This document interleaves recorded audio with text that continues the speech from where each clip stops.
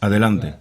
Para mí sería asegurarme de que esos 15 millones de dólares necesarios para completar la investigación sean reunidos en los próximos 12 meses, para cualquier persona que quiera ayudarme en ella. Genial, genial.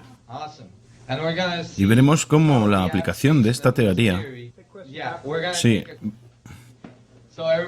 de modo que todo el mundo quiere que salga de la burbuja de la física y me meta en la de las civilizaciones antiguas. Sí, no hay diferencia, cierto. Así que, ¿sabéis? He estudiado muchas civilizaciones antiguas durante muchos años. Realmente las estudié. No me lo tomé como algo por sentado. Lo investigué, descubrí el I Ching, descubrí los calendarios mayas, descubrí muchas evidencias de la flor de la vida, muchas evidencias distintas de la red de 64 tetraedros siendo implantadas en el código, siendo proporcionado por todo el mundo, ¿de acuerdo? Y todo se reduce a lo mismo. Pero realmente no había examinado el Islam, perdón, la antigua tradición judía.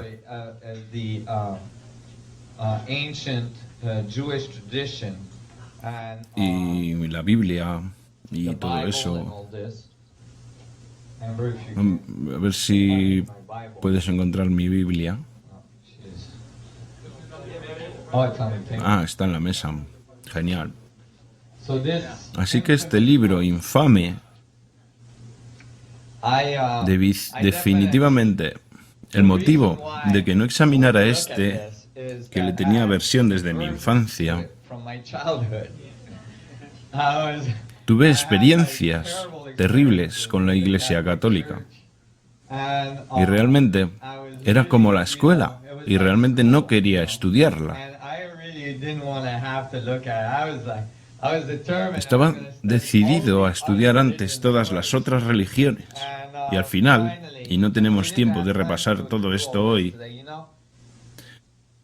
he impartido seminarios de una semana, e incluso en una semana no tengo tiempo de impartir todo esto. Algunas personas de aquí de Reno estuvieron en mi seminario de una semana en Hawái y fue divertido. Tenéis que venir todos la próxima vez que imparta uno. No lo sé, quizás este invierno. Simplemente en Hawái, inscribíos en mi lista de correo. Y podéis venir todos a Captain Cook, en Hawái, donde vivo, y nos lo pasaremos genial. Nadaremos con delfines por la mañana. No, porque me he mantenido entre bastidores durante muchos años, porque estoy construyendo tecnología. Pero de hecho ahora estoy preparado para darme a conocer y tú vas a ayudarme en eso. ¿De acuerdo? Ahora bien, así que he estado estudiando la civilización antigua durante un tiempo. ¿Tenéis todos suficiente energía para esta parte? De acuerdo, vaya chicos. Bien. Así que realmente intenté evitar esta parte, pero me metí en ello al final y fui a la iglesia local. Y de hecho pedí prestada una Biblia. Y ya sabéis, la mayoría de veces las regalan. Y estaba estudiando esto y pensaba, bueno, ¿de qué va todo esto? Y empecé a estudiarlo con más y más detenimiento.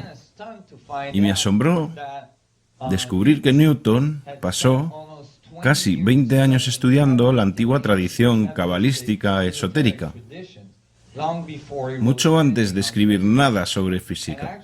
Y en realidad hay un libro, sus memorias, de su puño y letra,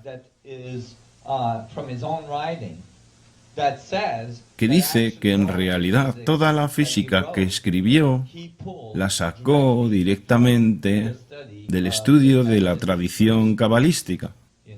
¿Sabíais? Eso es asombroso. La mayoría de gente no sabe eso. Y de hecho realizó todo un mapa de la planta baja del templo de Salomón porque pensaba que si podíamos comprender la planta baja del Templo de Salomón, podríamos comprender los cimientos del universo. Estaba convencido de que la clave de los cimientos de la creación estaba incrustado en la tradición cabalística y en la antigua tradición judía. Así que investigó durante muchos años y extrapoló todas sus leyes físicas de allí. Ahora bien, obviamente no comprendió algunas de las bases de la tradición cabalística que eliminan la posibilidad de un sistema cerrado o de un sistema aislado, pero en cualquier caso,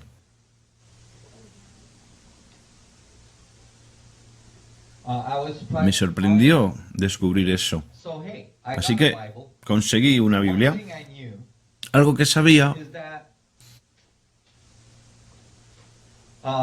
es que a partir de lo que recordaba de mi educación en la Iglesia Católica, Dios, según la Iglesia Católica, era un hombre viejo con una barba,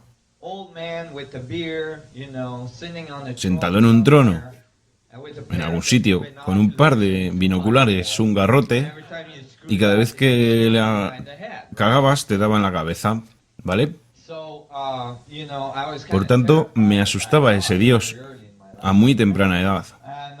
Y había un montón de cosas por las que temer a Dios y todo eso. Así que cuando empecé a investigar, me sorprendió encontrar que en realidad el trono de Dios en la tradición judía no es descrito como un hombre viejo con barba sentado en un trono, sino como un trono con un tetraedro encima.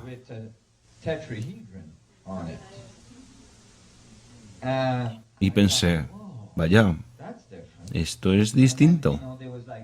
Y luego había 7 ángeles que irradiaban hacia ese tetraedro. Tenéis que daros cuenta también que hoy no he tenido mucho tiempo para hablar de eso. De hecho, hoy mi presentación ha sido un poco desorganizada, pero siempre improviso cada vez, porque hay tanto material. Pero una cosa es que a lo largo de toda la investigación me resultó evidente que si comprendías la estructura del vacío, la estructura de los cimientos de la creación, podrías reproducirla en una tecnología que creara un patrón de resonancia entre la geometría del espacio, la geometría de la estructura del vacío y la propia tecnología. Y si pudieras crear ese enlace de resonancia, de repente descargarías una cantidad enorme de energía del propio vacío, construirías un agujero negro diminuto. Y para construir tal agujero negro probablemente necesitarías cristales. Porque los cristales, tallados apropiadamente y resonados apropiadamente, serían el material perfecto para crear ese enlace, puesto que las moléculas de cristales, primero de todo, los cristales son un 70% agua, y luego las moléculas de cristales, de hecho, son tetraédricas. Las moléculas de cristales son muy homogéneas. Si tienes cristales de calidad, y si los tallaras en una geometría adecuada, en la red de 64 tetraedros, con los gases correctos implicados, podrías crear esa dinámica. Debido a mi estudio de los dioses del sol y debido a mi estudio de las civilizaciones antiguas, tenía la fuerte impresión de que esos cristales, y os contaré cuál es su aspecto ahora mismo, es una red de 64 tetraedros dentro de una bola de cristal. Son muy pequeños y están dentro de una bola de cristal y hay gases dentro de esa bola. ¿De acuerdo? Esto no es algún tipo de cristal esotérico, New Age, ¿de acuerdo? Esto son cosas de alta tecnología, ¿vale? No se trata de algún tipo de cristal de roca que lo coges de una montaña y empiezas a meditar con él, ¿vale? Ahora bien, creo que mucha gente del New Age recuerdan los poderes de los cristales, porque recuerdan esa tecnología, ¿de acuerdo? La primera persona que habló de la Atlántida no fue una persona con poderes psíquicos. La primera persona que habló de la Atlántida fue Platón. Platón fue y es extremadamente respetado. Y utilizamos la mayoría del material de Platón, exceptuando los 3 libros que escribió sobre la Atlántida.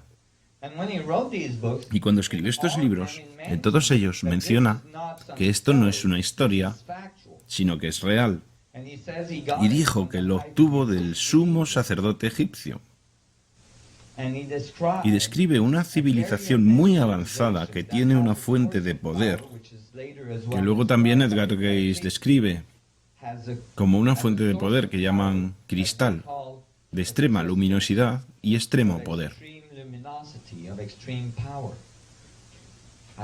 Creo que este es el cristal que debe ser construido. El cristal de la Atlántida, para crear un enlace con la geometría del espacio. ¿Estáis siguiendo esto, chicos? Empecé a leer la Biblia y descubrí estos platos sobre la descripción de Dios.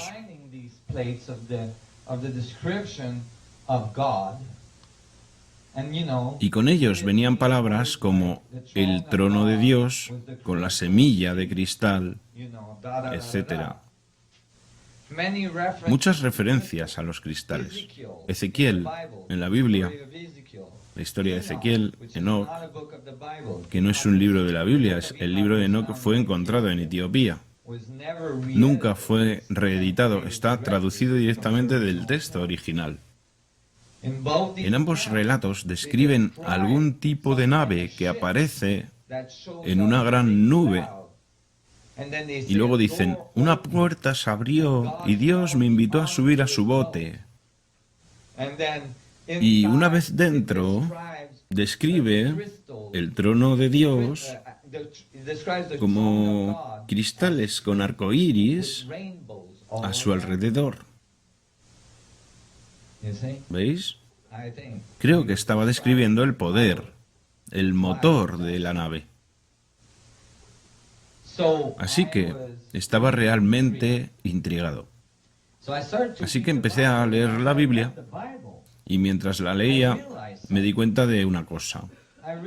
Me percaté de algo de lo cual nunca me habría percatado antes. Es decir, que la mayor parte de la Biblia la mayor parte de la Biblia está describiendo, en el Antiguo Testamento, está describiendo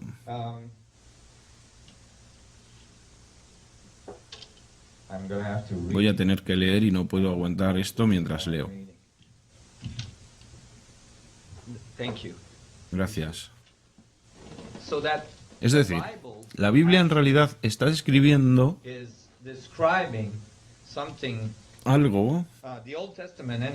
El Antiguo Testamento, de todas maneras, está describiendo algo que es muy extraño. Cuando el Antiguo Testamento habla de Dios, no dice "y Dios". Dice "y el arca de la alianza de Dios".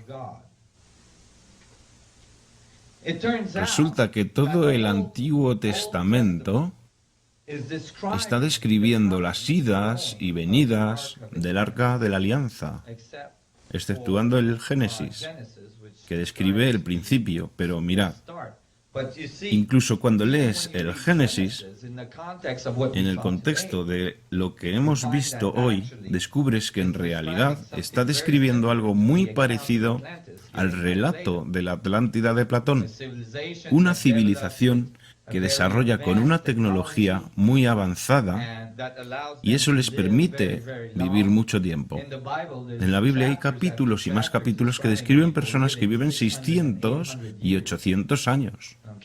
¿Vale?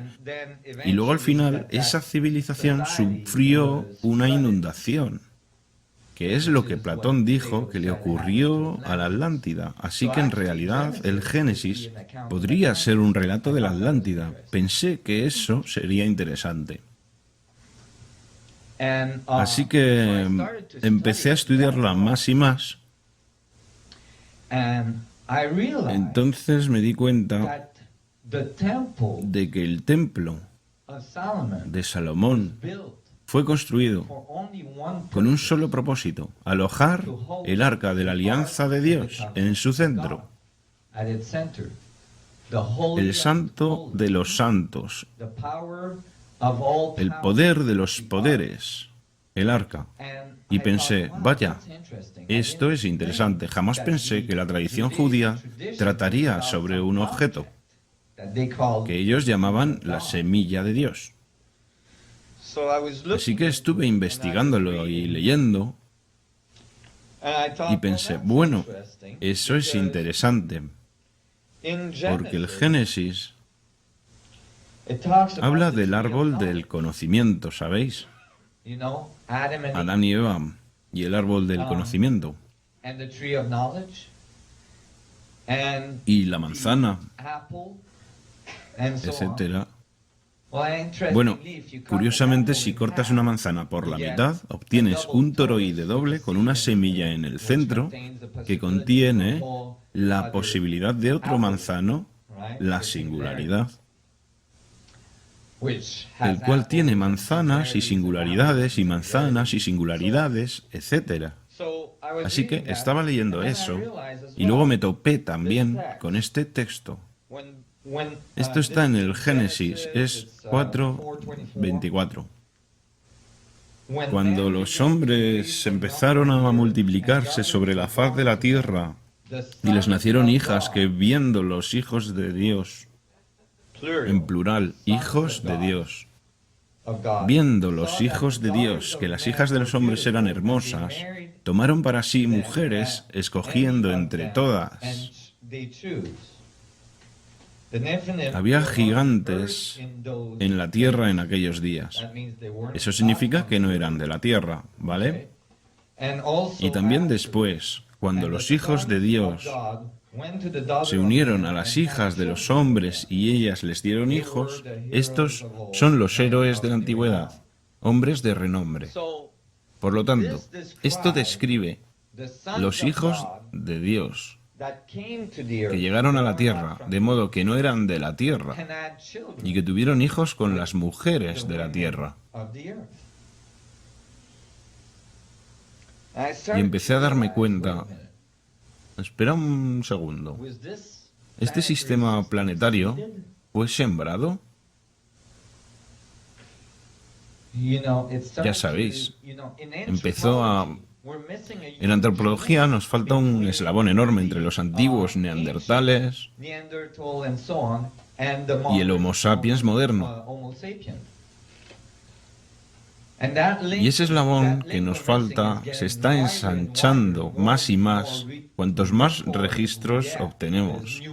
Se han descubierto nuevos cráneos que hacen que ese eslabón sea todavía más difícil de realizar.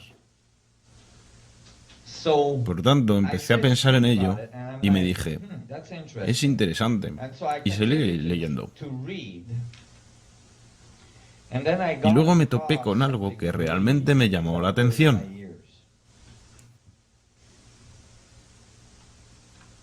Está en el cruce del Mar Rojo, Éxodo 13:22.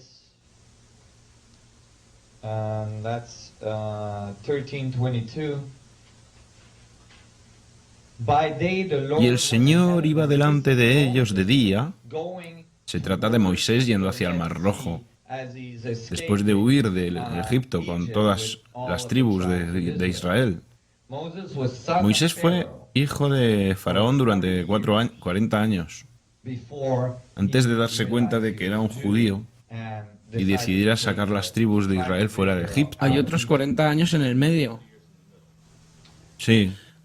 40 años príncipe, 40 años desierto y luego los 80 tomó la decisión. Sí. Pero cuando decidió que iba a marcharse con las tribus de Israel, Estaba yéndose y de repente el faraón cambió de opinión y fue tras él. Bueno, estaba leyendo esto. Ahora bien, cuando el faraón decidió no dejarlo marchar, se produjo este incidente en el que Moisés y los otros sacerdotes de Egipto tuvieron una batalla de manifestación. El que pudiera manifestar las cosas más extrañas ganaba. De modo que hicieron llover ranas, él derribó un bastón y se convirtió en una serpiente, consiguió que fluyera sangre a través de la ciudad y todas esas cosas. Pero él ganó esa batalla.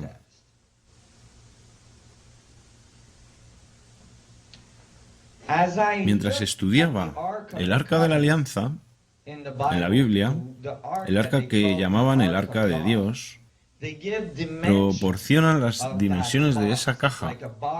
Es un objeto en forma de caja, cubierta de oro por fuera, madera en el medio y oro por dentro.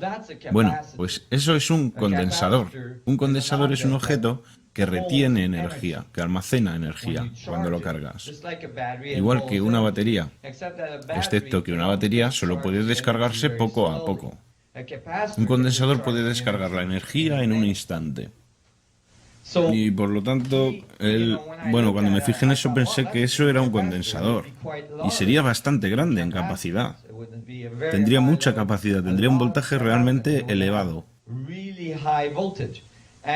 Y sería bastante pesado, sería un objeto pesado, extremadamente pesado. De hecho, sería demasiado pesado para levantarlo con 2 palos endebles. Pesaría más de 3 toneladas debido a todo el oro sobre él. Así que había problemas con eso, pero me di cuenta de que las dimensiones que la Biblia proporcionaba encajan con las dimensiones de una caja que fue encontrada en los restos del rey Tut en Egipto. Y luego me di cuenta de que esas cajas eran las cajas exactamente adecuadas para meterlas dentro del sarcófago de la gran pirámide de Giza. Es decir, que el tamaño de la caja encaja perfectamente de modo que puedes bajar el arca dentro del sarcófago de la gran pirámide y luego meter los palos sin tener que tocar el condensador, que te dejaría más tieso que un palo escoba.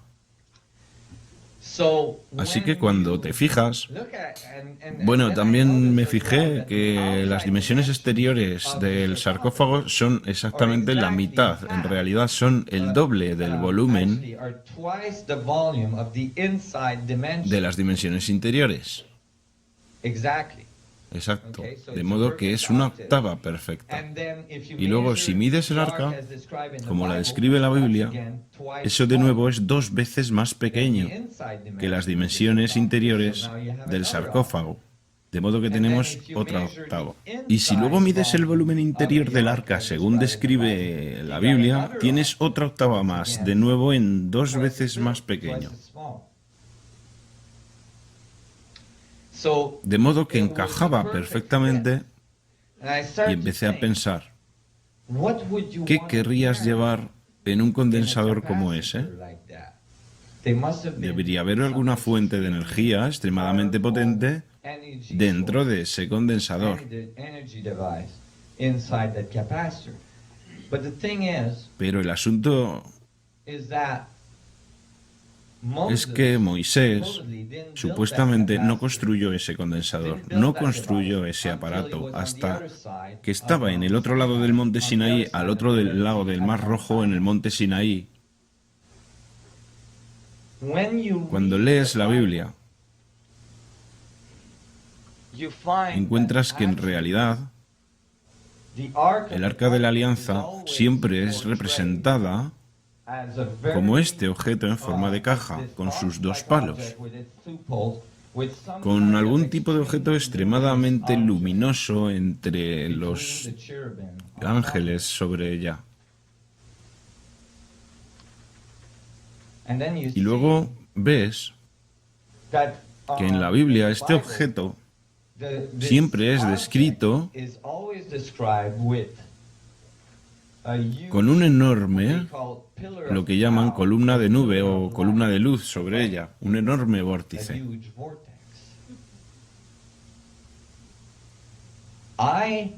Acababa de terminar de idear la matemática y la topología de la variedad espaciotemporal, generando enormes vórtices en los polos norte y sur de estos agujeros negros. Y si fueras a construir uno pequeño, generarías un vórtice como ese también.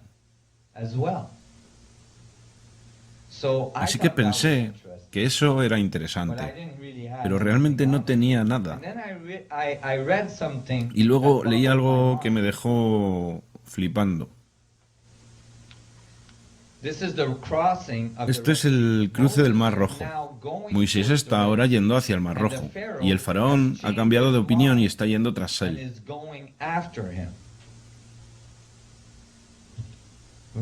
Quizás el faraón cambió de opinión y fue tras él porque Moisés se fue con algo que el faraón no esperaba que Moisés se llevara. Y aquí dice, cuando iba de camino al Mar Rojo: y el Señor iba delante de ellos de día en una columna de nube para guiarlos por el camino, y de noche en una columna de fuego para alumbrarlos, al fin de que anduviesen de día y de noche. Nunca se apartó de delante del pueblo de la columna de nube de día ni la columna de fuego de noche. Pero veis que la columna de luz y la columna de nube siempre es descrita sobre el arca de la alianza. Sin embargo, aquí no se supone que deban tener el arca de la alianza todavía. ¿Entendéis a lo que me refiero? Así que ahora pienso, espera un segundo, el objeto en forma de caja que describen en la Biblia puede que sea solamente el estuche de la fuente de energía, que es algo totalmente distinto, que genera los vórtices y la singularidad en el centro. Así que empecé a leer esto y me digo, de acuerdo, esto es interesante. Y leo más y dice que hay nubes debajo y nubes encima.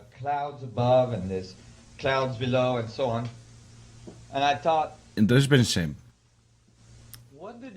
¿qué quieren decir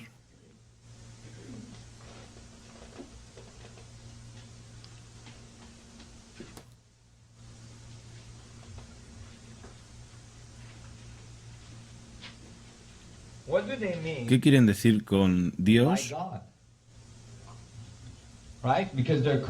Porque la están llamando el arca de la alianza de Dios. Así que investigué un poco sobre eso. ¿De dónde proviene la palabra Dios? ¿Qué es esa cosa que llaman Dios? Es algún tipo de objeto, ¿de acuerdo? Pero, ¿qué es esa cosa a la cual llaman Dios? Así que lo busqué, y busqué en todas partes, y no podía encontrarlo, y al final lo encontré en el prefacio de mi Biblia. Mirad en el prefacio de una Biblia y dirá de dónde fue traducida la palabra Dios. La palabra Dios fue traducida de la palabra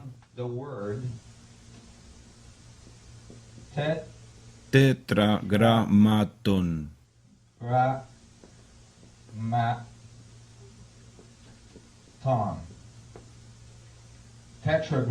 Tetragramatón.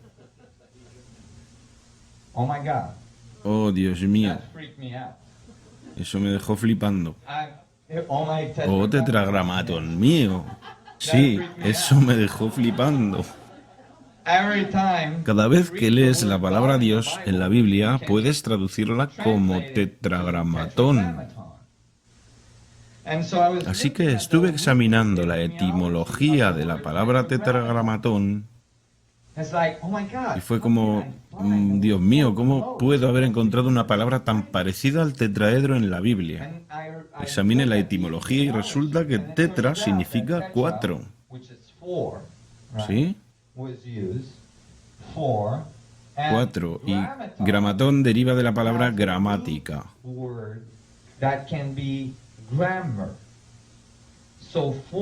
Por tanto, 4 gramas o 4 letras se cree que equivale a Yahvé, las 4 letras de Dios. Sin embargo, cuando investigas un poco más sobre la etimología de la palabra gramatón, tiene una palabra raíz más profunda. Esa raíz es 4, tetra, que es tetraedro. Y gramatón proviene de la palabra gramo o gravedad.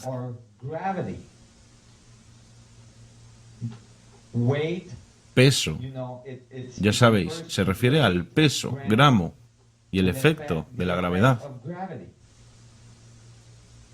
Y de ahí proviene la palabra gravedad, gramatón.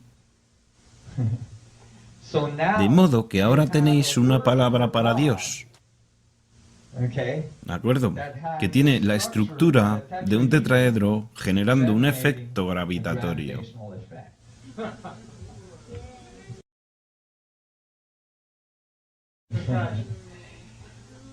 And I thought, well, that I'm pushing it, right? I'm sure. Estoy seguro. Quiero decir, esto es alucinante. Pero, luego busqué qué narices es un tetragramatón en la tradición cabalística y descubrí que es una matriz isotrópica de vectores en 2D. Aquí está como generalmente en la tradición cabalística Dios es representado. Es representado como una matriz isotrópica de vectores. ¿Recordáis? 4 caras, 3, 2, 1. Es como una cara de la matriz isotrópica de vectores. Y cada letra de la palabra Dios tiene un número asociado. En la tradición cabalística eso es muy importante. Ahora bien, debéis saber que la tradición cabalística es la tradición oral de la historia druídica. Esta tradición no debía ser escrita, ni siquiera se supone que pudieran hablar de ella. Solo los iniciados podrían aprender este conocimiento.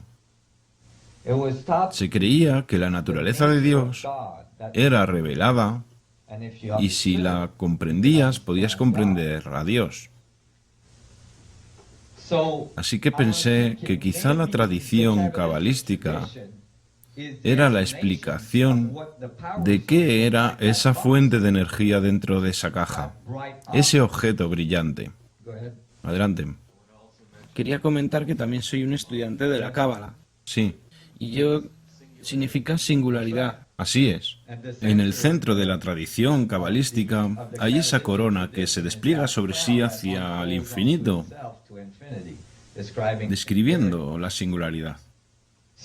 Por tanto, estaba perplejo con esto y descubrí que el tetragramatón, sí, en realidad generaba los números, de modo que cada letra en la matriz isotrópica de vectores es un número. Y la tradición cabalística dice que los números son tan importantes como las letras. Así que cuando calculas los números, obtienes el 72, que son los 72 nombres de Dios. Eso lo encontramos en la Biblia, o las 72 caras de Dios, ¿vale? Así que todo eso encaja. Pero este es un Dios masculino. Nos falta la mitad de la ecuación otra vez.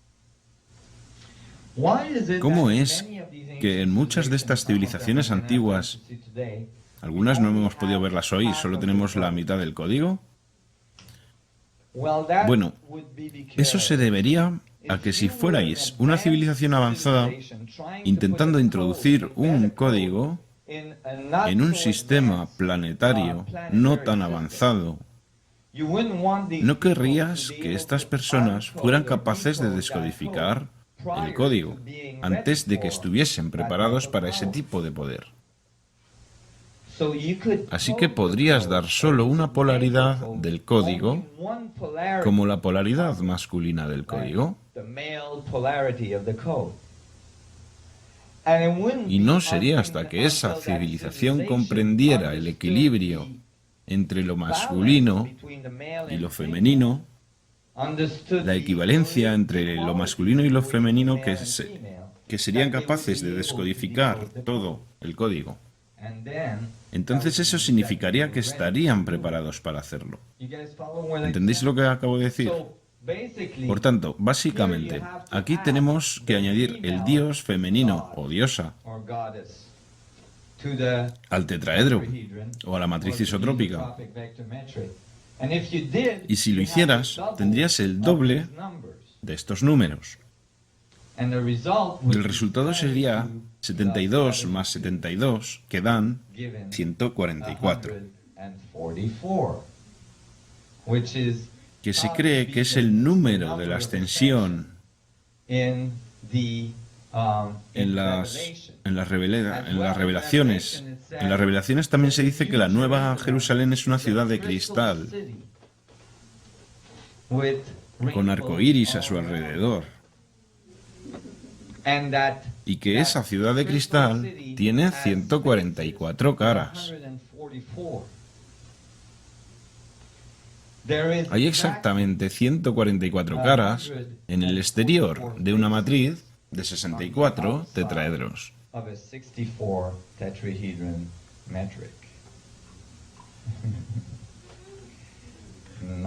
Qué bonito. Pensé que iba en la dirección correcta y seguí leyendo la Biblia y ahora me interesaba de verdad. Ya sabéis. Y me dije, Dios mío, esto trata sobre la tecnología de la Atlántida. Y seguí leyendo y encontré algo que es extremadamente significativo. Y esto está siendo completamente omitido por los estudiosos. Esto es mucho después. ¿Sabéis que Moisés seguía el arca a través del desierto? Tardó 40 años en hacer un trayecto que generalmente dura un año. ¿De acuerdo? Esto lo sé porque mi padre, en realidad, mi padre es de Irán, mi abuelo era un tipo que llevaba a la gente hasta la Meca, desde Irán, y tardaba 6 meses en ir y 6 en volver en el desierto. De modo que estas rutas eran bien conocidas. Y de hecho, mi abuelo vivió hasta la edad de 128 años. Y yo creo que eso se debe a que fue a la Meca, a la Kaaba, que contiene el cristal negro, la piedra oscura, o el sol negro, como lo describen las placas sumerias, entregado al hombre por los dioses del sol. Pero en cualquier caso, Moisés tarda 40 años para realizar un trayecto que debería haber durado 1. ¿Por qué? Porque está siguiendo al arca. Está muy claro en la tradición druídica y en la tradición rabínica que el arca se mueve por sí sola. Cuando el arca se levantaba y empezaba a avanzar, desmontaban el campamento y la seguían. Y cuando el arca se paraba, se paraban y establecían un campamento. A veces se quedaban allí durante 3 o 4 años, antes de que el arca empezara a avanzar otra vez. Así que este arca parece que tenía capacidades antigravitatorias. Parece que era capaz de flotar. Hay casos en los que se describe al arca levantando el sumo sacerdote que la transportaba. Así que pensé sobre todo esto y luego, al final, Moisés muere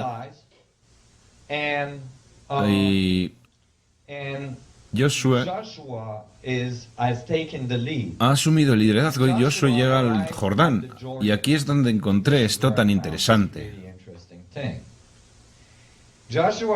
Josué llega al Jordán y este se había desbordado. No había manera de cruzar, no con las tribus de Israel, y están intentando cruzar a Jericó al otro lado. Así que Josué no sabe qué hacer y le pregunta a Dios. Y Dios le dice: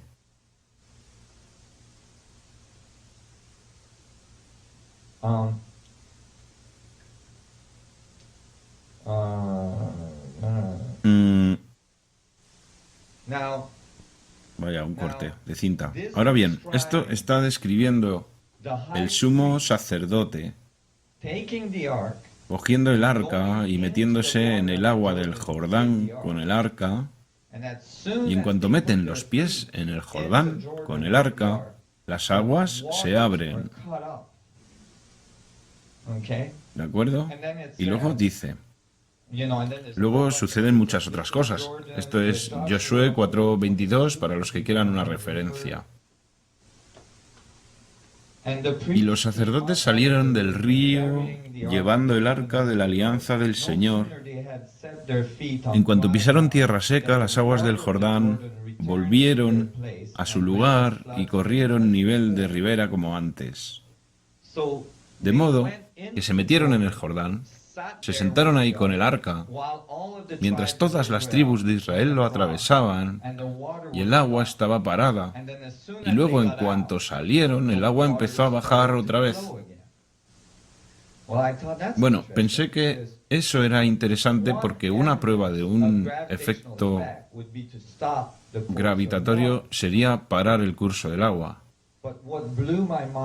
Pero lo que me alucinó fue lo que viene luego, al final de este capítulo. Porque Jehová vuestro Dios, está hablando del arca, secó las aguas del Jordán delante de vosotros, para que pasarais, a la manera que Jehová vuestro Dios lo había hecho en el Mar Rojo, al cual secó delante de nosotros hasta que pasamos.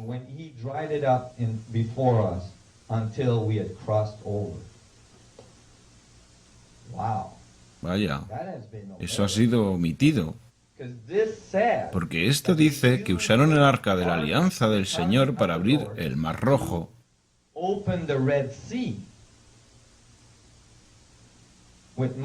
Cuando Moisés, pero en el apartado en el que hablan de abrir el Mar Rojo, dicen que Moisés levantó su bastón, abrió sus brazos y el Mar Rojo se abrió. Olvidaron mencionar que el arca estaba implicada con el bastón. Así que aquí, de todas formas, lo mencionan, aquí lo dejan bien claro, que en realidad el poder del arca fue usado para abrir el Mar Rojo. Eso significa que el arca no es la caja que fue construida a los pies del monte Sinaí después de abrir el Mar Rojo. El poder del arca tenía que estar presente con Moisés antes de cruzar el Mar Rojo, y por tanto se trataba de otra cosa. La caja era solamente algo para transportarlo por el desierto durante 40 años. Probablemente no tuvo tiempo de llevarse la caja cuando huyó de Egipto. Solo se llevó el cristal. Adelante. ¿Crees que Etiopía posee el Arca de la Alianza actualmente? Llegaré a eso. Por tanto, ¿estáis siguiendo todo esto, chicos? De acuerdo. Así que estaba realmente emocionado. Oh, Dios mío, esto es real, realmente están hablando de un objeto. Y esto es difícil de hacer, pero podemos. Empecé a investigar y descubrí más y más pruebas de que el sol, de que el arca era una estructura cristalina. Descubrí el texto de Ezequiel.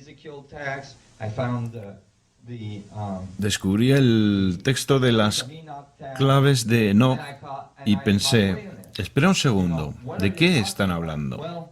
Bueno, pues busqué más en la tradición cabalística Y descubrí que no solo te daban pistas sobre la geometría. De hecho, te dicen que este es el árbol cabalístico. Este es el fundamento de toda la creación. Y si lo descodificas, comprenderás todo el universo. Así que sabía que nos estaban dando una clave importante sobre qué impulsaba el Arca de la Alianza, ya que se creía que el Arca era la semilla de Dios, la semilla del universo. Y el árbol cabalístico comúnmente se conoce como el árbol de la sabiduría también. El árbol que fue puesto en el jardín del Edén, en el centro de nuestra Génesis. Así que cuando lo vi, pensé, ¿qué es esto? Y comencé a leer textos de la tradición cabalística y todo esto. Dios mío, quedé tan confundido, era tan confuso, hay tanto material ahí y todo es filosofía. Y realmente no estaba siendo capaz de encontrar nada que fuera coherente, pero estuve observando la geometría y lo que hice fue pegarlo en el techo de mi furgoneta, de modo que pudiera echarme en mi cama y verlo cada mañana, y estaba intentando descodificarlo. Y rápidamente me di cuenta de que la parte de abajo era un tetraedro, y la parte de arriba era un octaedro. Pero no sabía qué era esa parte en el medio. Esa X con una caja alrededor. No sabía qué hacer con eso. Y luego me di cuenta, espera un segundo, esta caja de aquí, este rectángulo, encaja con el rectángulo de arriba. Así que pensé, vaya, quizás lo cogieron y lo aplastaron. Así que cogí la parte de arriba y deslicé la base sobre ella. Y el resultado fue un tetraedro y un octaedro encima, que son todos los vértices que necesitas para generar la estrella de tetraedros, con el octaedro en el centro. ¿Lo veis, chicos? Lo único, para generar esto, todo lo que hace falta es un tetraedro y un octaedro y todos los vértices, y puedes empezar a construirlo. Así que pensé, vaya, esto está guay. En cuanto deslizas, lo de abajo sobre la parte de arriba, básicamente, en cuanto lo comprimes, en cuanto lo colapsas, ¿vale? Obtienes una geometría de 3 dimensiones. Y luego me di cuenta de que el texto cabalístico decía que no había solo un árbol, sino que hay 4 y que están unidos por la copa o en la raíz. Bueno, supuse que solo nos estaban dando la mitad del código otra vez. De modo que habría 8 árboles unidos por la raíz. Bueno, si hay 8 árboles unidos por la raíz y cada uno descodificado, resulta que es una estrella de tetraedros como acabamos de hacer. Es una red de 64 tetraedros. ¿Cómo sabes que lo has descodificado correctamente? Bueno, cuando has terminado, de hecho, puedes trazar el árbol bidimensional justo encima y tienes todas las líneas necesarias con sus puntos. Los puntos son en estas bolas, en los vértices del árbol. La palabra sefirot proviene de zafiro, en referencia a los cristales.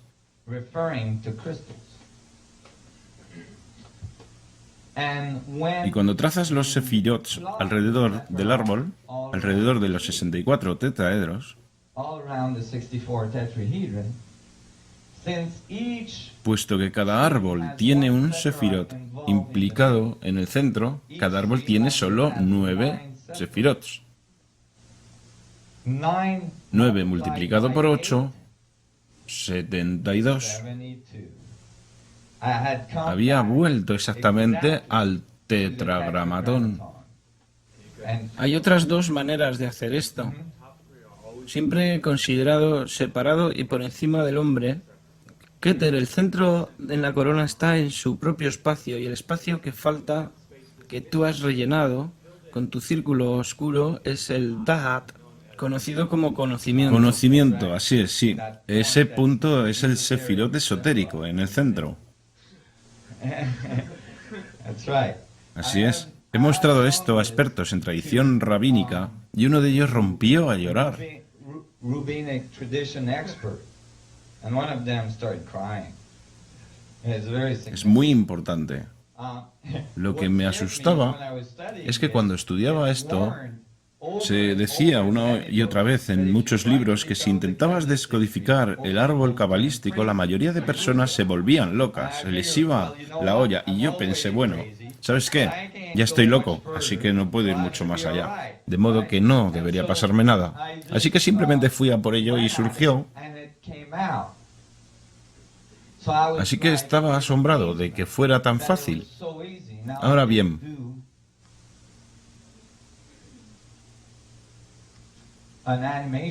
hice una animación.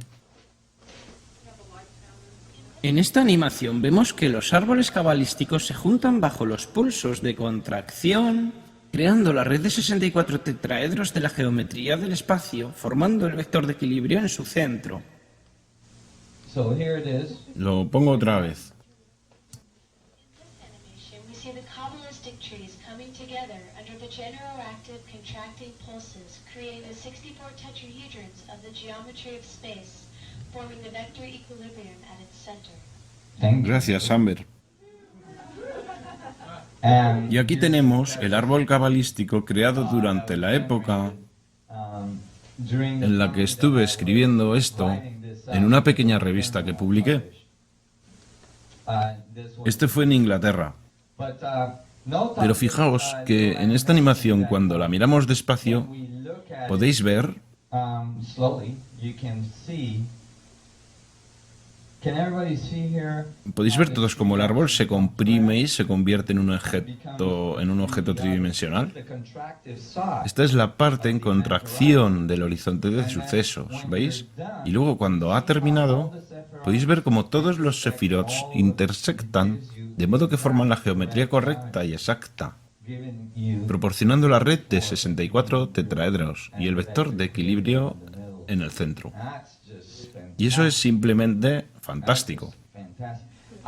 Estaba totalmente asombrado, And so you can de modo que podéis ver que en la Biblia in the Bible that all todo el conocimiento antiguo del Antiguo Testamento de la Biblia is described está describiendo esta tecnología, está describiendo este poder. a crystal Un full cristal of lleno de ojos, eyes, right? ¿vale? A crystal Un cristal lleno de ojos, como describe Ezequiel, tiene este aspecto. looks like this.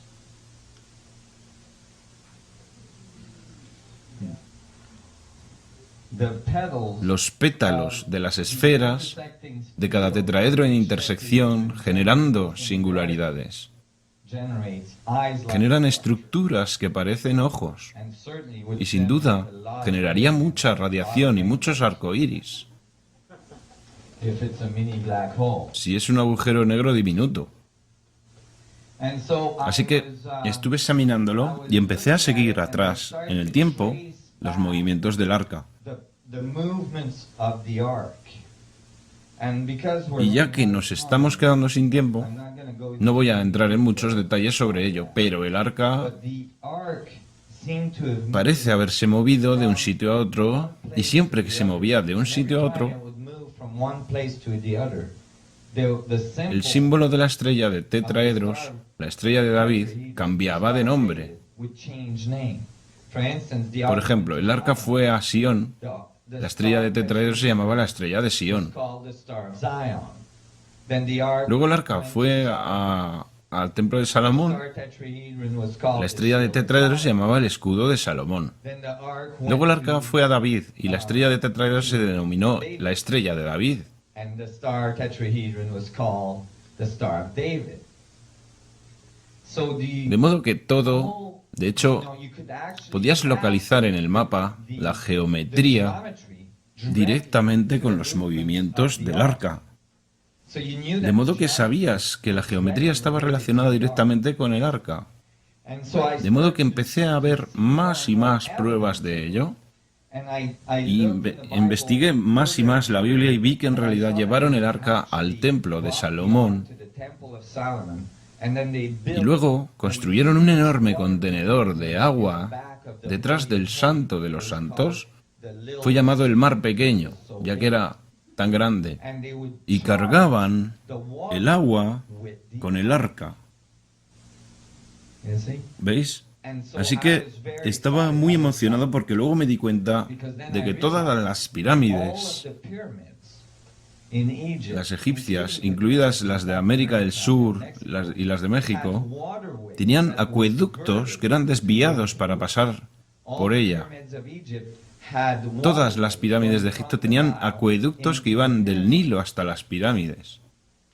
Así que cargaban el agua con el arca y luego permitían que el agua fuera usada en los campos y obtenían cosechas increíbles. Y eso es lo que con el tiempo inició el bautismo, con el agua sagrada y todo eso. Y cosechas increíbles. Cada año durante el Yom Kippur sacaban el arca del templo de Salomón y la llevaban a las aguas con las que irrigaban los campos durante el resto del año.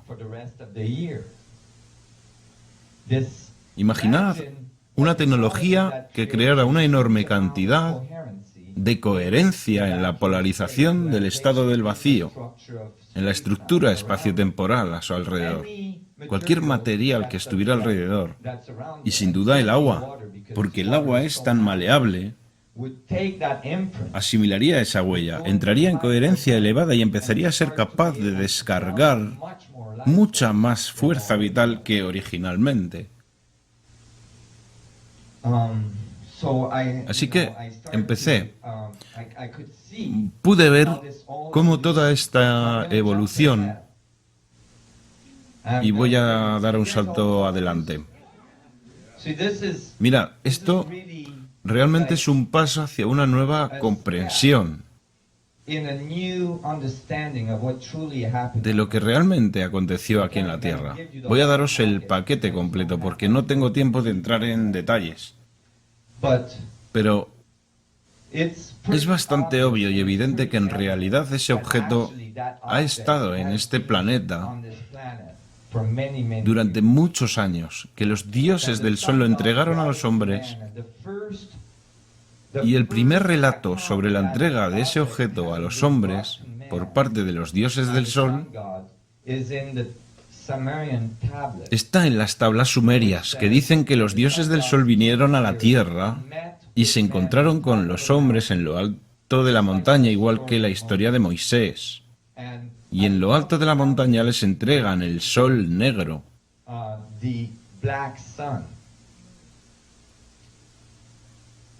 Un agujero negro. Y el árbol de la sabiduría en el jardín del Edén.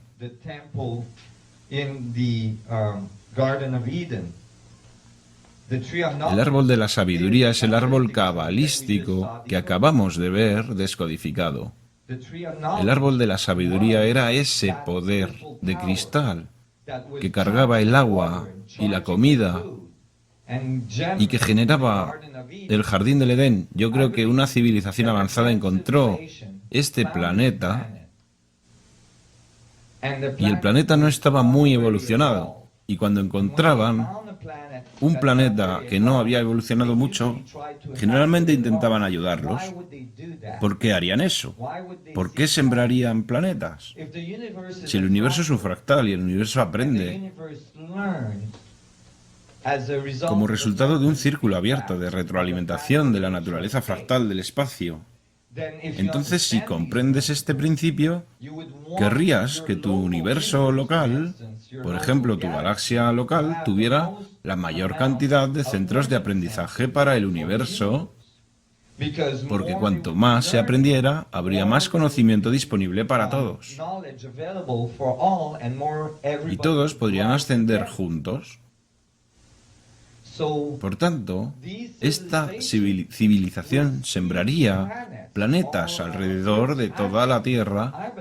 En realidad yo creo que es por eso que todavía vienen aquí y toman óvulos y esperma de las personas de la Tierra para poder sembrar otros planetas. Cuando llegan a un planeta no pueden poner sus genes directamente en ese planeta. ¿Por qué? Porque eso sería como llevar una planta tropical a Alaska. No va a sobrevivir. O va a crear trastornos en la biología de ese planeta. De modo que lo que hacen es tomar la especie más evolucionada de ese planeta y cruzan los genes con los suyos. Y entonces potencian la evolución. En nuestro caso produjo el Homo sapiens. Y es por eso que a los antropólogos les falta un eslabón. ¿Entendéis esto? Cuando entregaron el poder del arca, el árbol del conocimiento, a Adán y Eva, el primer cruce que realizaron, Eva lo comprendió. Era lista. Lo comprendió. Es por eso que se representa como una manzana, siendo esta el toroide doble. Ella comprendió que esto era una tecnología y que tenía poderes que podía utilizar. Comprendió cómo utilizar ese poder. Y si lees la Biblia dice, oh no, ahora el hombre se ha vuelto inmortal. Ella lo comprendió y le chivó el truco a Adán. Y puesto que los dioses del sol tenían, pues Adán y Eva ya lo habían comprendido, supongo que decidieron dejarles tener ese tipo de poder desde el principio. Y eso es lo que generó toda la evolución de la Atlántida y Lemuria, descritas por Platón. Sé que es mucho que asimilar, todo de golpe, pero os aseguro que esto no me lo estoy inventando, proviene de un montón de investigación. ¿De acuerdo? La evolución de la Atlántida y Lemuria fue errónea desde el principio, porque estas personas nunca aprendieron sobre la destrucción. Tenían tanto poder tan rápidamente en su evolución que al final se corrompió. Y luego, según mi investigación, se produjo un acontecimiento natural. Un meteorito enorme impactó con la Tierra. Ese meteorito pudo haber sido desviado por los dioses del Sol, pero no lo fue porque nuestra evolución había llegado a un punto en el que se estaba volviendo peligroso para nosotros el disponer de ese tipo de poder. Y los dioses del Sol consideraron que era hora de que aprendiéramos sobre la destrucción. Y era hora de que tuviéramos este periodo de 5000 años en el que aprendimos sobre guerra, destrucción, fuego y todo esto, de modo que al final estuviéramos preparados para volver al arca, volver al poder del vacío, pero esta vez con la madurez que necesitábamos para tener ese poder. Yo creo que nos estamos aproximando al retorno del Arca de la Alianza. Cuando sigues las tradiciones,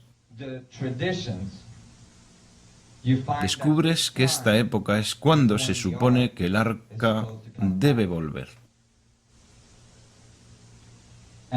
Y cuando vemos la evolución del Arca, descubrimos que esta atravesó una larga cadena de acontecimientos chain of events que llevó el conocimiento por todo el mundo. Y de hecho, toda nuestra evolución se basa en el retorno de este poder a nuestra civilización.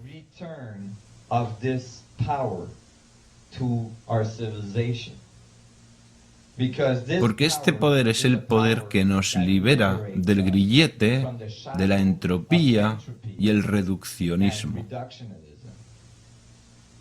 Nos permite volvernos centrópicos, tener una cantidad infinita de energía, tener una cantidad infinita de poder. Nos permite recuperar nuestro lugar en la hermandad de la galaxia y volver a entrar en contacto con civilizaciones avanzadas que han estado observándonos durante los últimos 5.000 años. Pero esta vez debemos comprenderlo por nosotros mismos. Seguí muchas... Mis baterías están totalmente cargadas.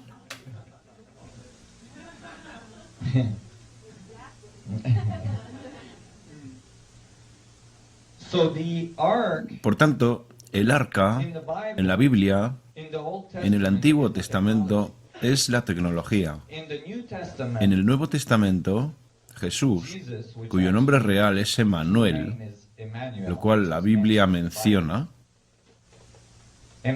se cree que Emmanuel es el arca viviente. Bueno, hay algo interesante que sucedió. Mirad, los sumos sacerdotes del templo de Salomón sabían que si Jerusalén era atacada, tendrían que sacar el arca de Jerusalén a algún sitio. De modo que tenían un plan B, obviamente, para el arca en caso de que algo ocurriera con el templo de Salomón.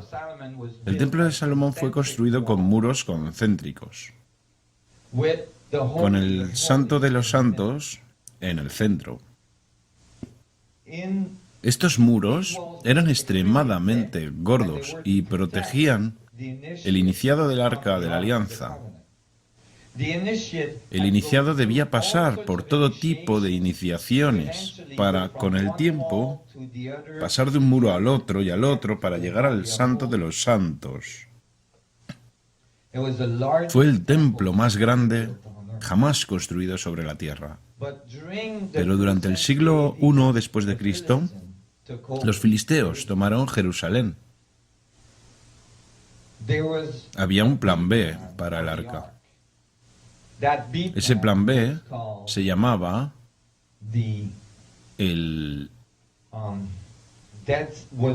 Había una comunidad en la ribera, en el Mar Muerto, los esenios.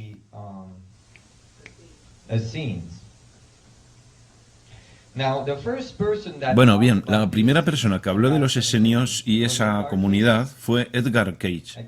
Edgar Cayce en una de sus lecturas dijo que había una comunidad en la ribera del Mar Muerto, que había escrito pergaminos y que íbamos a encontrar estos pergaminos.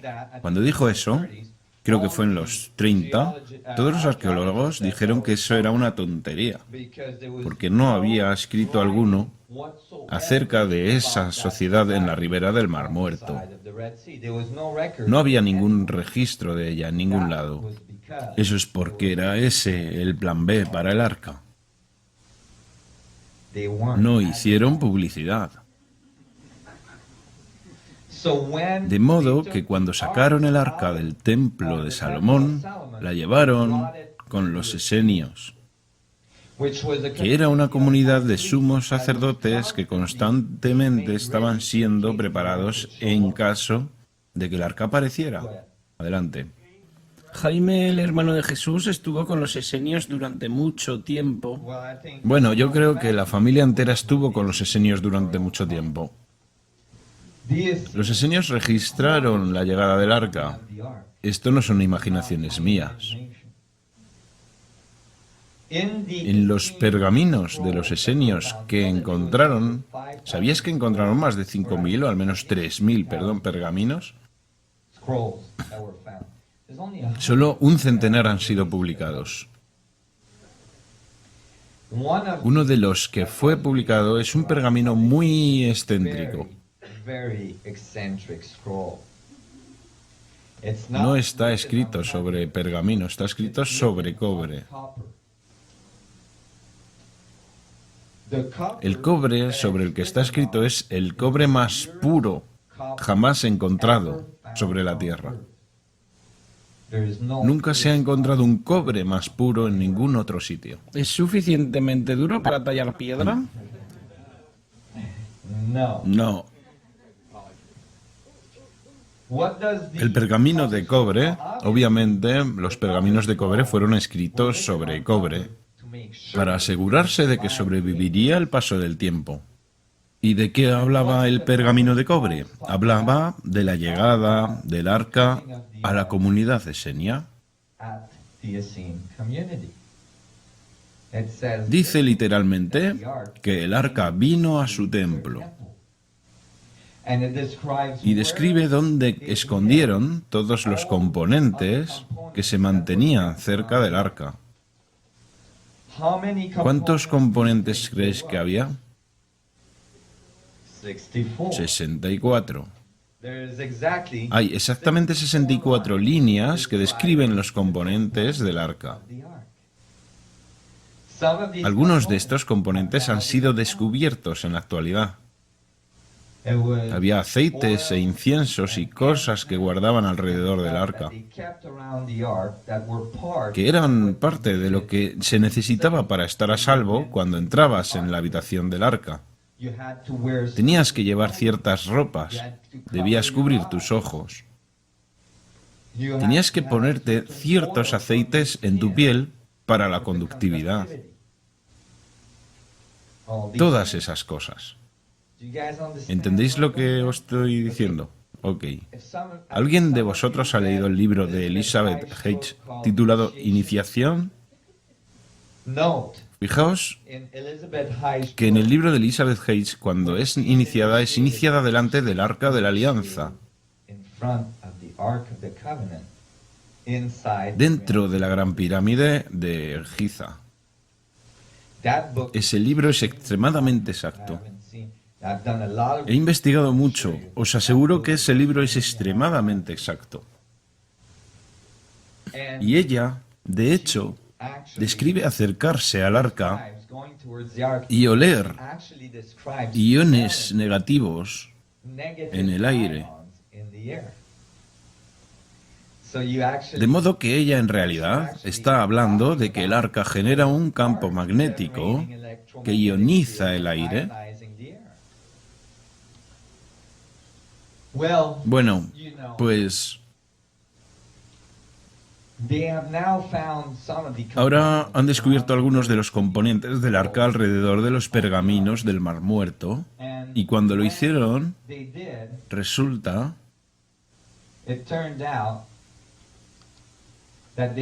que encontraron, no tengo la imagen, pero encontraron el lugar en el que los esenios dicen que escondieron el arca, porque la tuvieron durante bastante tiempo.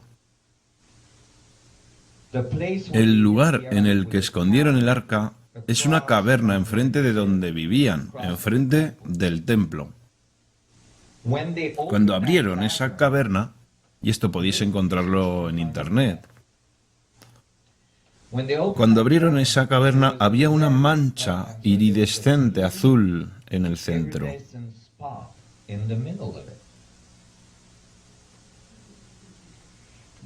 Había ingenieros de la NASA, en realidad físicos de la NASA, allí durante la apertura de la caverna. Informaron de que esa mancha azul estaba allí y dijeron algo realmente interesante. Dijeron que era parecida a la mancha azul que encontraron dentro de las pirámides mayas, cuando las abrieron por primera vez. De modo que estaban relacionando directamente el Arca de la Alianza, el efecto del Arca de la Alianza en la variedad espaciotemporal que dejó algún rastro y las pirámides mayas. De forma que, curiosamente, cuando el arca desaparece del templo de Salomón y va a los esenios, en el mismo periodo, al cabo de muy poco tiempo, el arca viviente, Emanuel, entra en escena.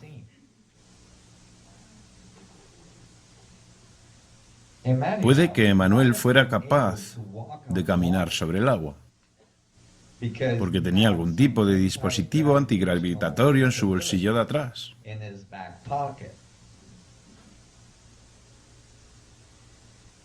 Adelante. Bueno, en el libro, Emanuel visita el continente americano después de salir de Israel.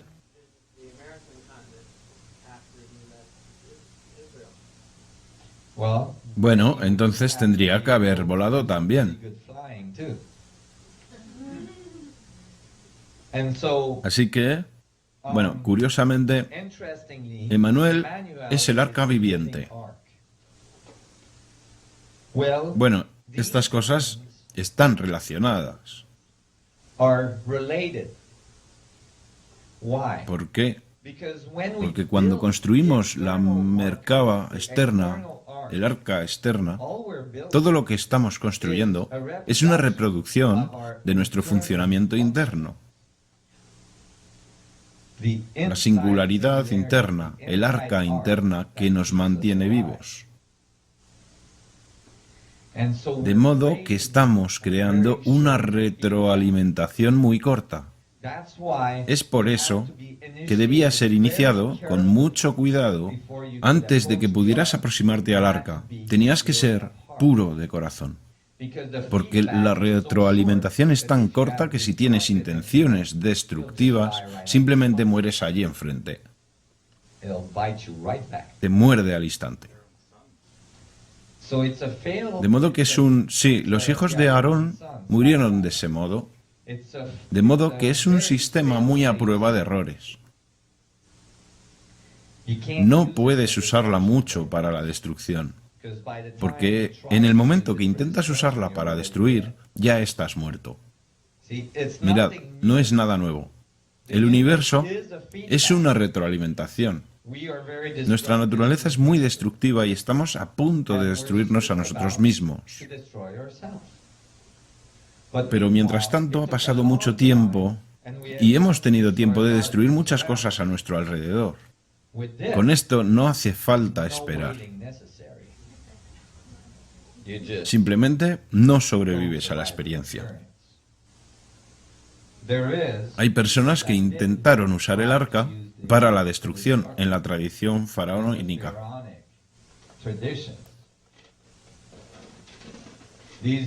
Se trataba de faraones muy bélicos. Fueron encontrados momificados con lo que pensaron que era viruela al principio, por todo su cuerpo. Más tarde descubrieron que no era viruela en absoluto. Eran tumores sobre toda su piel, como si hubieran estado expuestos a radiactividad. Llegado a cierto punto, el arca es robada se intenta usar para la guerra. Y es tomada por los filisteos antes de que llegara a los esenios, mucho antes. Y ocurre lo mismo, la llevan a su templo e intentan usarla y todo esto. Y todos acaban con tumores. Está en la Biblia. De modo que la mandan de vuelta al templo de Salomón, como diciendo, quitadme esta cosa de aquí. Por lo tanto, Emanuel nació con toda probabilidad en el campo del arca de la alianza. Y como resultado, tenía una estructura de ADN muy avanzada. De hecho, puede que Emanuel fuera resucitado usando el Arca de la Alianza, devolviéndole la vida, generando todo ya sabéis, el retorno de Emanuel, el retorno de Jesús 3 días más tarde.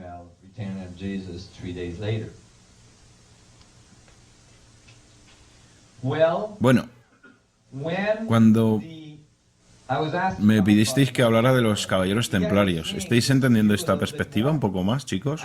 Ahora voy a contaros cómo llega a vosotros. ¿Cuán lejos esto llega? Y cómo los que mandan están intentando recuperar este poder.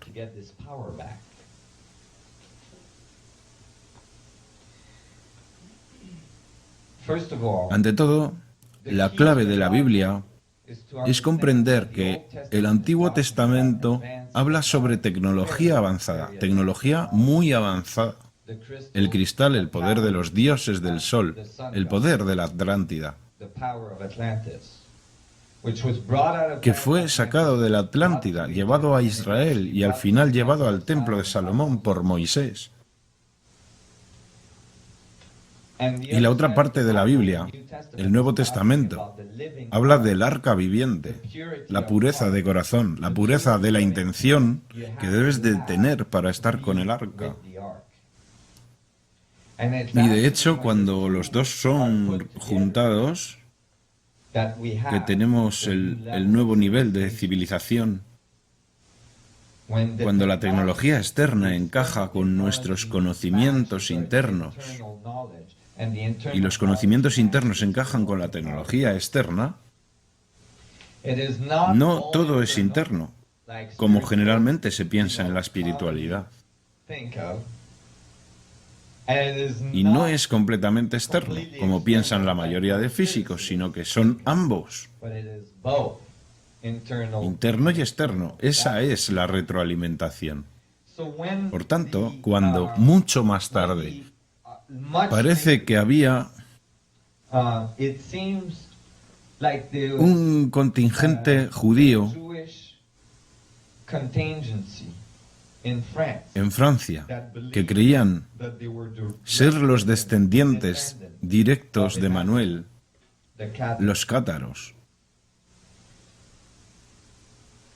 Y los cátaros, ¿eran los cátaros? Sí, creo que sí.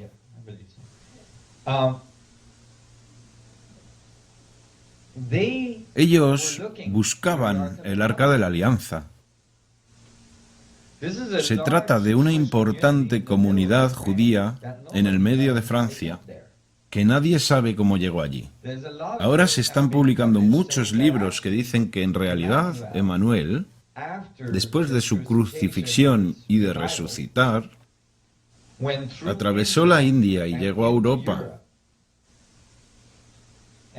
y se estableció en Francia y que los cátaros eran realmente el linaje de Emanuel. En cualquier caso, verdad o mentira, ellos creían que lo eran y buscaban el arca.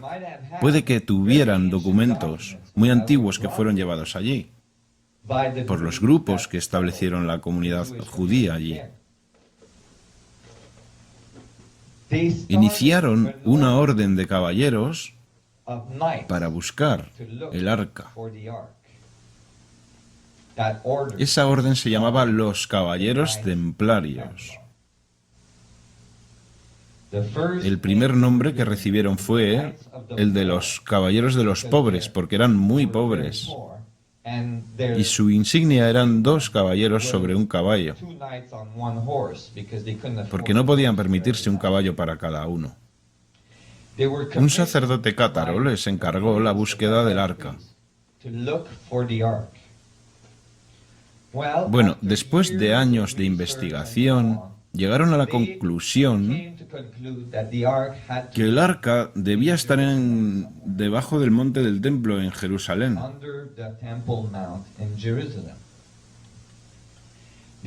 Conjuraron los ejércitos de Francia, ¿vale? Los convencieron para que fueran y tomaran Jerusalén, y como resultado iniciaron las cruzadas. Esto es historia. Las cruzadas fueron descritas en los relatos de la búsqueda del Santo Grial. No podían hablar directamente del arca debido a la Inquisición, de modo que la llamaron el Santo Grial, y en la primera edición de esta historia la llaman una piedra de cristal. Más tarde describiéndolo como una copa que tenía 2 vórtices en cada lado. Así que atravesaron todos los países que necesitaban atravesar para llegar a Jerusalén. Lucharon durante todo el camino, creando un montón de dificultades,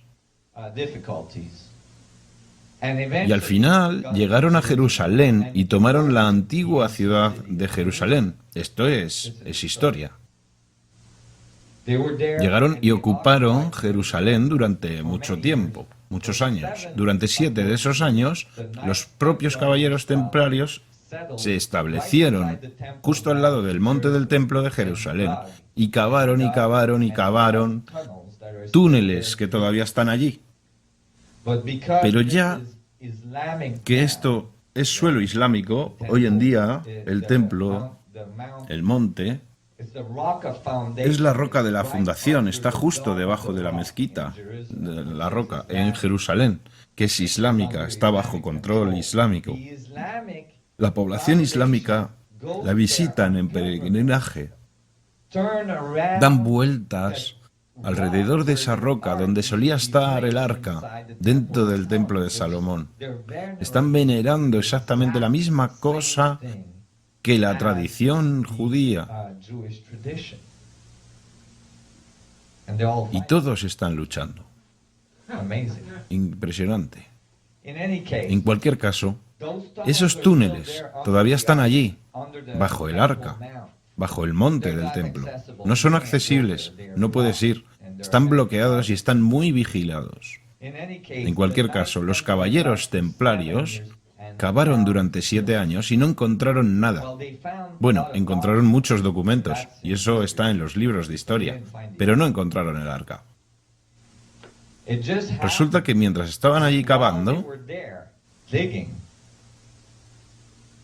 un sumo sacerdote, el rey de Etiopía, estaba en el exilio.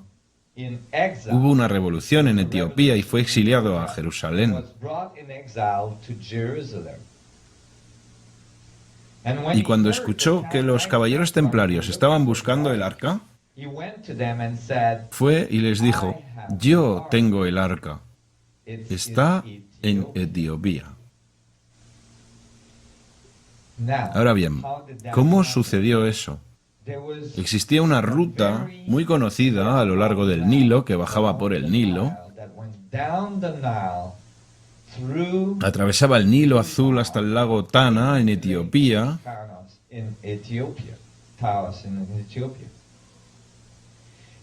y efectivamente, en Etiopía encuentras mucha población de la tradición judía antigua. Los estudiosos nunca supieron de dónde venían los judíos o por qué fueron a Etiopía. Con toda probabilidad, lo que sucedió es que el templo esenio se volvió inestable y peligroso. Se volvió inestable dejar el arca allí, de modo que decidieron bajar por el Nilo. Lo hicieron y al final se instalaron en la isla elefantina, en el Nilo. Y encontraron un templo hebreo allí. ¿Sabéis que en la tradición judía no debes construir un templo a menos que sea el templo donde poner el arca? De modo que donde encuentres un templo hebreo antiguo, el arca tenía que estar allí. De modo que encuentras que ese templo fue construido en la isla Elefantina en la época adecuada y luego permaneció allí durante mucho tiempo, cientos de años, hasta que la zona se volvió inestable también. Entonces la llevaron Nilo Azul abajo hasta Etiopía. Y en Etiopía, en ese lago, encuentras que construyeron un templo hebreo muy antiguo. Y todos los sacerdotes de allí dicen que solían tener el arca. Y luego al final el arca fue llevada a Santa María de Sion, en Aksum, Etiopía, donde se supone que ha estado hasta hoy, en una pequeña capilla muy custodiada por el ejército etíope.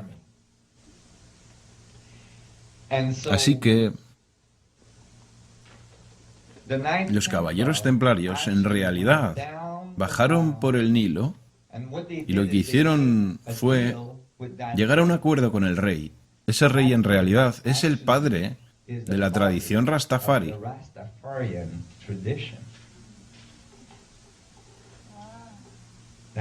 Así de profundo es el asunto. La tradición Rastafari, de hecho, está relacionada directamente con la historia del arca. Y si hablas con Rastafaris que realmente están implicados en el estudio, te dirán que el arca es el centro de su adoración. Por tanto, los caballeros templarios, ¿no es esto increíble? Los caballeros templarios bajaron por el Nilo con ese rey y puesto que controlaban los ejércitos europeos, dijeron, te devolvemos tu país. Eso no es un problema para nosotros, tenemos armas, ellos tienen flechas y lanzas. Así que bajaron por el Nilo. En realidad no tenían armas en esa época, pero tenían tecnologías más avanzadas que los africanos. Y lucharon por el país de ese rey y a cambio el rey les dio acceso al arca. Y allí en Etiopía encuentras tradiciones antiguas que hablan sobre personas de pelo rubio y ojos azules, europeos, que llegaron en esos años, liberaron el país y que construyeron todo tipo de cosas. Ahora bien, cuando encuentras las cosas que construyeron, sabes que no las construyeron con medios convencionales. Porque cuando encuentras las cosas que construyeron en Etiopía, encuentras que se trata de iglesias. Una de ellas es una iglesia que es una estructura en forma de una gran cruz de los caballeros templarios, y que no está construida, sino que en realidad está tallada en la roca, como si hubieran tallado la piedra con láser. Y está tallada en la roca y luego está vaciada, una capilla enorme.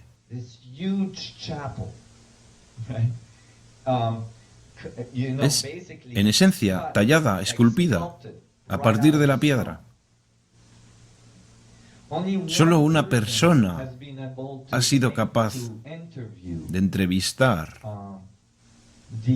al guardián del arca, el actual guardián del arca. En Etiopía escogen a un sacerdote para custodiar el arca y tiene que tener el corazón puro. Y cuando es escogido para custodiar el arca, nunca abandona la capilla donde está el arca.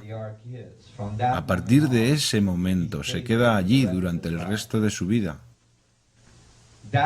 Ese sumo sacerdote concedió una entrevista y la concedió a Graham Hancock. Y está en el libro El signo y el sello. Y en la entrevista Graham dice, ¿cuál es el poder del arca? Y el sumo sacerdote, bueno, primero le dice, ¿cómo fue la primera vez que te pusiste frente al arca? Y el sumo sacerdote dijo, fue aterrador. Y Graham Hancock preguntó, ¿por qué? Y dijo, porque el arca es un objeto de fuego. Eso significa que irradia. Y luego preguntó, ¿cuál es el poder del arca? Y el sumo sacerdote señaló al otro lado de la capilla etíope. Y frente a esa capilla etíope hay enormes pilares, algunos de 500 toneladas de granito, que fueron erigidos igual que los obeliscos egipcios. Y dijo, esto no fue realizado con el poder del hombre. Esto fue traído aquí con el poder del arca. Así que, de hecho, le hice directamente a Graham Hancock que el arca tiene capacidades gravitatorias. Adelante. Curiosamente, cuando llegaron a Europa, lo primero que hicieron es construir. Mirad, de repente se convirtieron en constructores. ¿Sabéis? De la nada. De repente podían construir estructuras increíbles.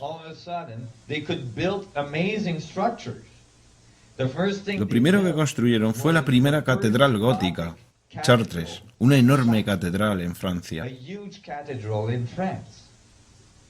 Ahora bien, esa catedral ha sido examinada por muchos ingenieros y todos los ingenieros están de acuerdo en que esa cosa no se puede reproducir con avances tecnológicos de ahora.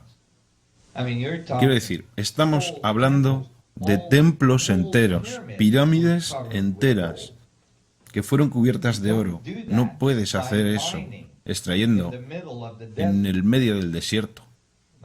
¿De acuerdo? Por tanto, el cristal del arca es la piedra filosofal que los alquimistas buscaban.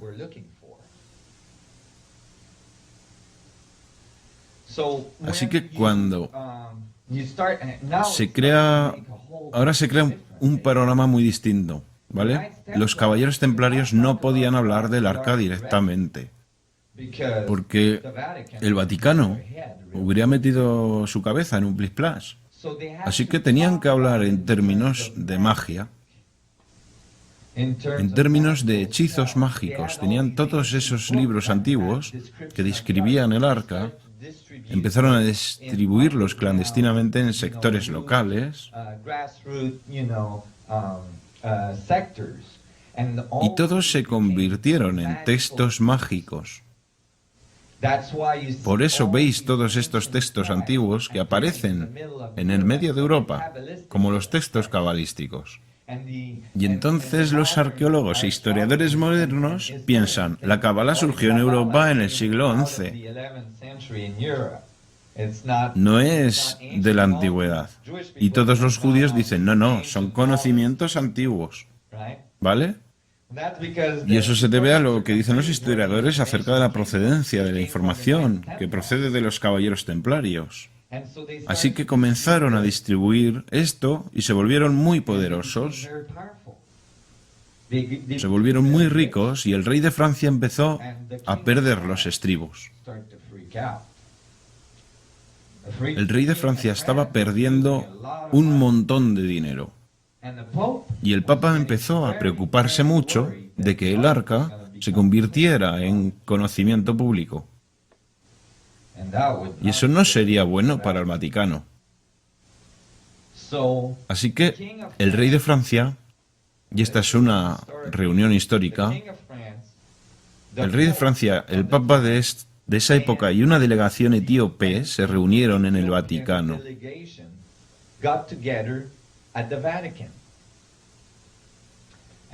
Y hablaron sobre todo ello y decidieron que debían sacar de allí a los caballeros templarios.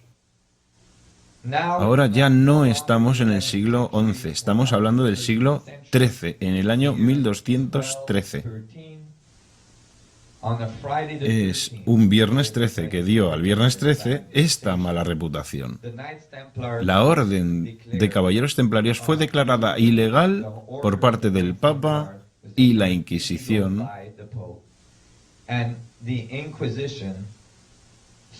Atacó algunos de los templos más grandes de los caballeros templarios. De hecho, muchos de los templos fueron dedicados a la diosa, la Virgen Negra.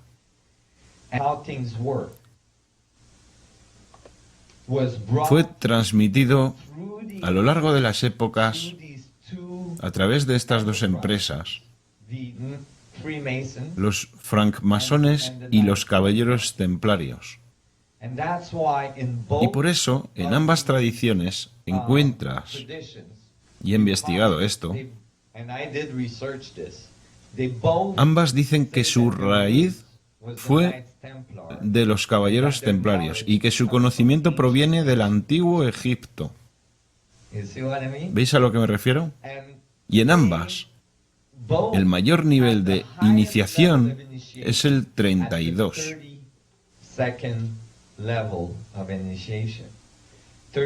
Siendo el 33 una iniciación complementaria, porque el 33 es simplemente cuando consigues dirigir la casa en ambas, pero en el nivel más elevado de iniciación,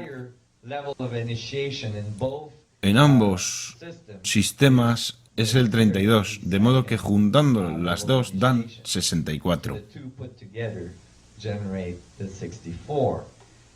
Y en ambos sistemas, el nivel de iniciación más elevado consiste en, y he preguntado a ambos, consiste en ponerse delante de un arca de la alianza de mentira y realizar el voto. De modo que todavía tienen el concepto del arca. Bueno, cuando descubrieron el nuevo mundo, ¿quiénes vinieron?